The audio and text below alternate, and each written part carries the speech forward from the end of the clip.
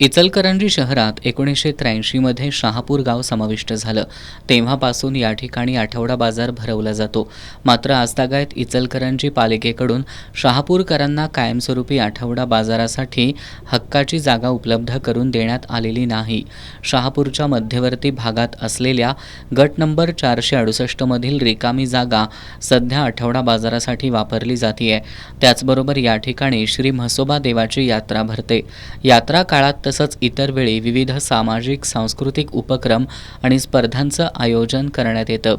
या पार्श्वभूमीवर शहापूरमधील नागरिकांनी इचलकरंजी महापालिकेच्या आयुक्त पल्लवी पाटील यांना निवेदन सादर करत गट नंबर 468 मधील जागा आठवडा बाजार आणि यात्रेसाठी कायमस्वरूपी आरक्षित करावी अशी मागणी निवेदनाद्वारे केली आहे. निवेदन देताना सर्वपक्षीय नेते आणि शहापूरमधील नागरिक मोठ्या संख्येनं उपस्थित होते.